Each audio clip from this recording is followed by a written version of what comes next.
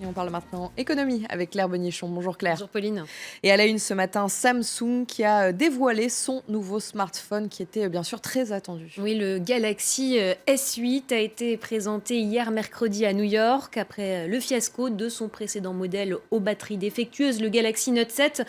Le géant sud-coréen a voulu frapper fort et une des innovations principales, un grand écran panoramique et quasiment sans bordure. On voit ça tout de suite avec Antoine Fenot et Cécilia Luccio.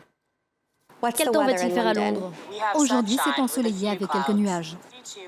Cette petite voix, c'est Bixby, l'assistant intelligent du nouveau Samsung, le S8. Un écran plus grand, un mode multitâche qui permet de regarder une vidéo tout en répondant à un SMS et la disparition du bouton principal. De nouvelles fonctions pour tourner la page du Galaxy Note 7. Le Note 7 a été un moment difficile et nous en avons tiré les leçons. Nous avons également mis en œuvre beaucoup de nouveautés dans la conception des téléphones. Nous avons 8 points de contrôle de la batterie maintenant pour faire en sorte que cela ne se reproduise plus. Un appareil brûlé à la suite de surchauffe, c'est cela que Samsung veut faire oublier. En 2016, 3 millions d'appareils avaient été rappelés.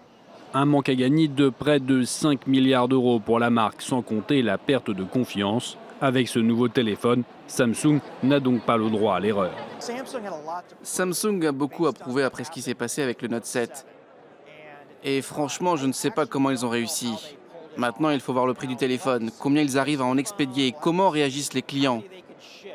Mais j'ai le sentiment que s'ils arrivent à sortir ce téléphone, tous les problèmes seront derrière eux.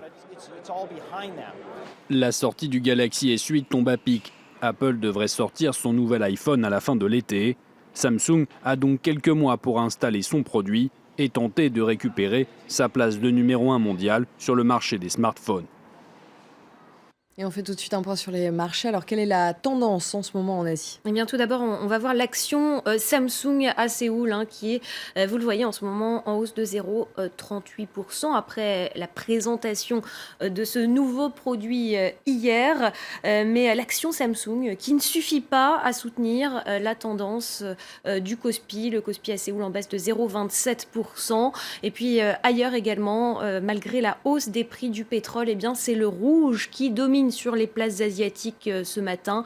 Légère baisse un peu partout dans un marché assez volatile à cause en partie des incertitudes liées au déclenchement hier mercredi du Brexit. Et puis à New York, Wall Street a terminé de son côté sans réelle tendance hier. Le début du processus du Brexit ne semble pas avoir eu une très grande influence sur les marchés américains et européens. Il l'avait globalement largement anticipé. Et on passe au reste de l'actualité économique, les conséquences du Brexit sur les prix. Et alors que l'inflation s'est accélérée avec la dévaluation de la livre sterling, Pernod Ricard va augmenter ses tarifs au Royaume-Uni pour préserver ses marges. Le groupe de spiritueux réalise environ 3% de son chiffre d'affaires outre-Manche et il fait l'essentiel de ses ventes dans le pays avec ses grandes marques internationales importées comme la vodka Absolute ou encore le cognac Martell. Pernod Ricard n'a pas précisé l'ampleur de cette hausse.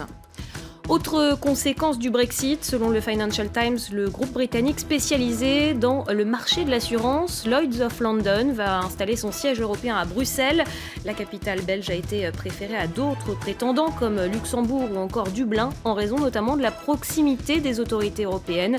Je rappelle que le groupe était fermement opposé au Brexit. Et puis, cette amende pour Santander aux États-Unis, la filiale américaine du groupe bancaire espagnol va payer 26 milliards de dollars pour éviter des poursuites sur des pratiques de prêts automobiles. Elle est accusée d'avoir accordé ses prêts à risque à des emprunteurs réputés insolvables dans les États du Massachusetts et du Delaware. Et enfin, en France, le salon des forces spéciales se tient jusqu'à ce soir près de Bordeaux. Oui, des drones à l'impression en 3D et aux voitures sans pilote. Tout est représenté là-bas. Start-up et industriels français sont présents près de Bordeaux pour montrer leurs innovations. Ils doivent en effet rivaliser d'inventivité pour s'adapter aux nouveaux besoins des forces spéciales face à la menace terroriste. Écoutez l'organisateur du salon. Aujourd'hui, la menace, c'est le drone piégé. Il y a 6 mois, je ne vous en aurais pas parlé. Aujourd'hui, ce que nous demande les forces, c'est un système pour neutraliser un drone en vol qui devient une arme. Alors ce supermarché militaire, évidemment, n'est pas ouvert à tout le monde afin d'éviter que ces armes et ces innovations se retrouvent entre les mains d'un potentiel ennemi. Merci Claire. Et dans Paris Direct,